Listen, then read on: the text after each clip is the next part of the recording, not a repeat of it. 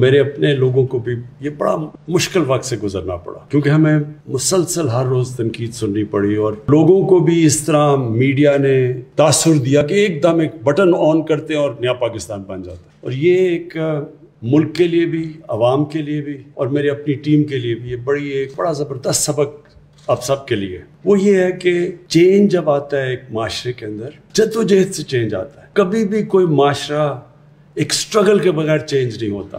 کوئی بھی چیز دنیا کی تاریخ اٹھا کے دیکھ لیں، اگر آپ سٹیٹس کو بدلنا چاہتے ہیں، سٹیٹس کو کا مطلب یہ ہے کہ ایک وہ نظام جس میں لوگوں نے اپنے پنجے گاڑ لیے ہیں جو کہ اس نظام سے فائدہ اٹھا رہے ہیں، اگر آپ اس کو چینج کرنا چاہتے ہیں تو وہ جو لوگ ہیں جس کو سٹیٹس کو کہتے ہیں، ایک نظام کے بینیفیشریز ہیں، وہ کبھی بھی جدوجہد کے بغیر چینج نہیں آتا۔ یہ بالکل ایسے ہے کہ ایک آپ نے اپنے آپ کو آزاد کرنا ہے، مثلا انگریزوں سے آزادی لینی ہے، تو اس کی ایک بڑی طویل جدوجہد تھی، اس کے بعد آزادی ملی تھی۔ وہ تو 1857 کے اندر 1857 میں بڑی قربانیاں دے کے لوگوں نے کوشش کی اور وہ فیل ہو گئی آزادی کی جانب، لیکن تب سے 1947 تک وہ مسلسل جدوجہد چلتی رہی، اس میں اونچ نیچ آتی رہی۔ ہمارے جو عظیم لیڈر تھے قائد اعظم، ان کی آپ سٹرگل دیکھیں، کبھی وہ اوپر جاتے تھے، پھر وہ دل برداشتہ ہو کے انگلینڈ چلے گئے، پھر واپس آئے، پھر سٹرگل ہوئی۔ تو یہ جو آزادی کی سٹرگل ہے، چاہے آپ مافیا سے آزاد ہو رہے ہوں یا ایک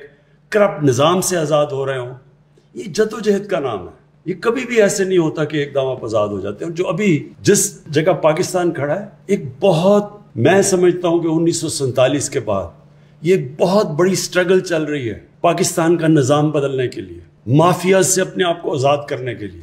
ہر جگہ مافیاز بیٹھے ہوئے ہیں، ہر جگہ ان کی کوشش ہے کہ کسی طرح یہ گورنمنٹ فیل ہو تاکہ وہ پھر اسی طرح ایک کرپٹ نظام سے فائدہ اٹھاتے رہے۔ تو اپنی قوم کے لیے، اپنی ٹیم کے لیے، یہ جو آج پاکستان سٹرگل کر رہا ہے، یہ سب سے امپورٹنٹ سٹرگل ہے پاکستان کی فیوچر کے لیے، اپنے آنے والی جنریشنز کے لیے، ہماری نسلوں کے لیے بڑی امپورٹنٹ سٹرگل ہے۔ یہ سٹرگل ہے رول آف لا کی، قانون کی حکمرانی کی سٹرگل۔ اس سے ہی ایک معاشرہ بدلتا ہے۔